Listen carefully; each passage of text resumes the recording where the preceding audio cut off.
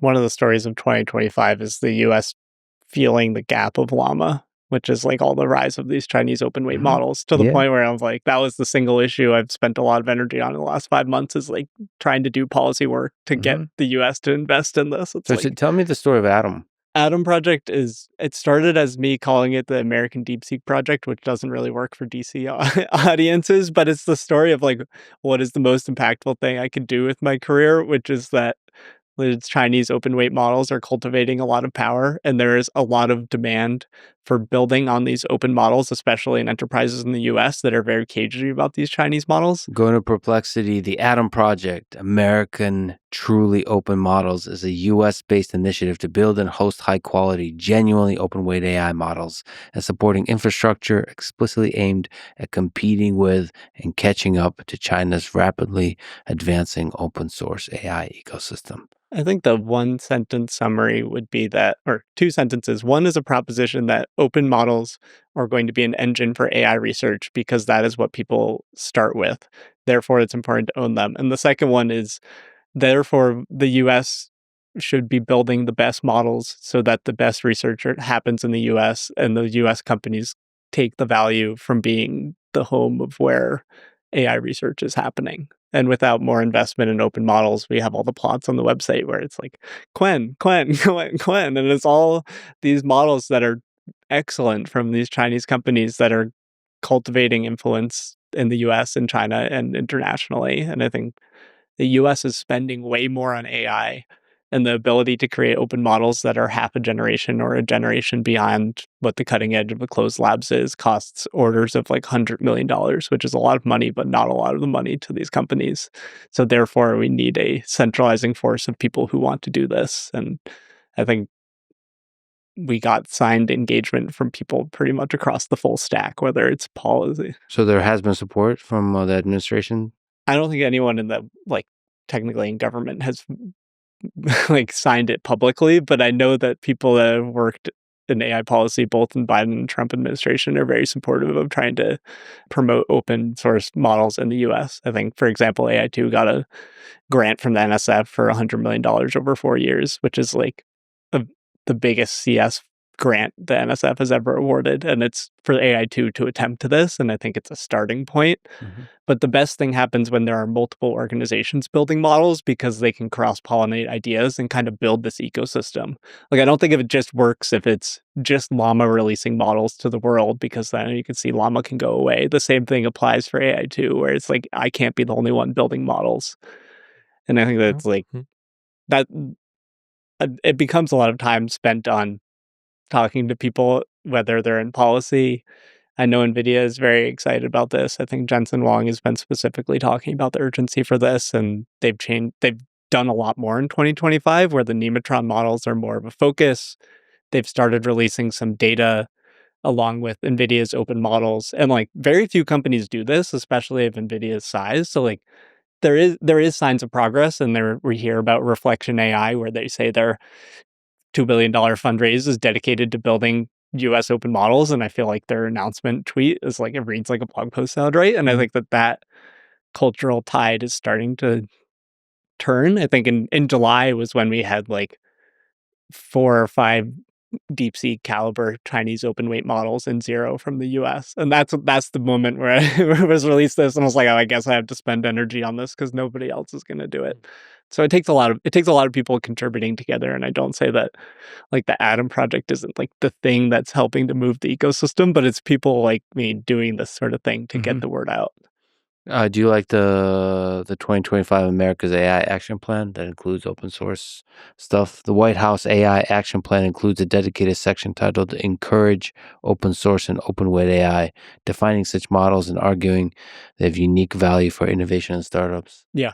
I mean, like the AI Action Plan is a plan, but largely I think it's like maybe the most coherent policy document that has come out of the administration. And I hope that it largely succeeds. And I know people that have worked on the AI Action Plan, and the challenge is taking policy and making it real. And I have no idea how to do this as an AI researcher, but like largely a lot of things in that were very real. And there's a huge build out of AI in the country. And it's like there are a lot of issues that people are hearing about, from water use to whatever. And like we should be able to build things in this country, but also we need to not ruin places in our country in the process of building it, and it's worthwhile to spend energy on.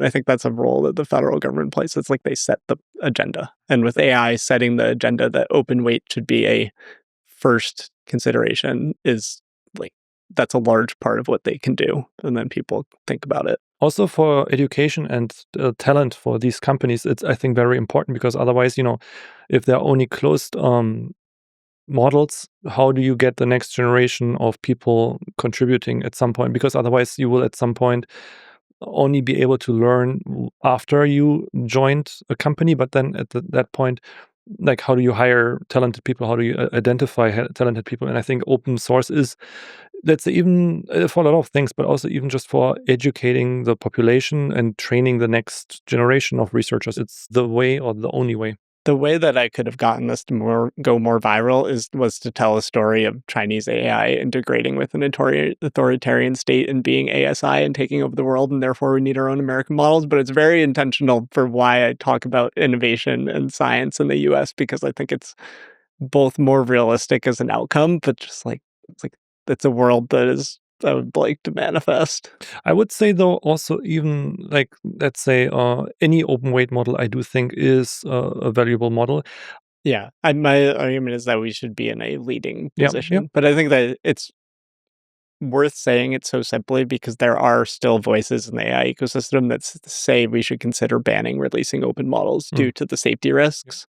And I think it's worth adding that I think effectively that's impossible without making the US like have its own great firewall, which is also known to not work that well, because the cost for training these models, whether it's $1 to $100 million, is attainable to a huge amount of people in the world that want to have influence. So these models will be getting trained all over the world, and we want the models, especially when there are safety concerns, but we want these information and tools to flow freely across the world and into the US so that people can use them and learn from them. And stopping that would be such a restructuring of our internet that it seems impossible. Do you think maybe in that case, the big open weight models from China are actually a good thing, in a sense, like for the US companies? Because maybe the US companies, you mentioned earlier, they are usually one generation behind in terms of what they release open source versus what they are using. For example, GPT-OS might not be the cutting edge model, Gemma 3 might not be, but they do that because they know this is safe to release. But then when these companies see, for example, there is DeepSeek version 3.2, which is really awesome, and it gets used, and there is no backlash, there is no security risk, that could then again encourage them to release better models. Maybe that in a sense is a very positive thing. 100%. These Chinese companies have set things into motion that I think would potentially not have happened if they were not all releasing models. So I think that it's I'm almost sure that those discussions have been had by leadership. Is there a possible future where the dominant models, AI models in the world, are all open source? Depends on the trajectory of progress that you predict. If you think saturation and progress is even coming within a few years, so essentially within the time where financial support is still very good, then open models will be so optimized and so much cheaper to run that they will win out. Essentially, this goes back to open source ideas where so many more people will be putting money into optimizing the serving of these open weight common architectures that they will become standards. And then you could have chips dedicated to them, and it'll be way cheaper than the offerings from these closed companies that are custom. We should say that AI 27 report kind of predicts one of the things it does from a narrative perspective is that there will be a lot of centralization. As the AI system gets smarter and smarter, the national security concerns will come to be, and you'll centralize the labs, and you'll become super secretive, and there'll be this whole race from a military perspective of how to use between China and the United States. And so all of this fun conversations we're having about LLMs, all the generals, the soldiers will come into the room and be like, all right, we're now in the Manhattan Project stage of this whole thing.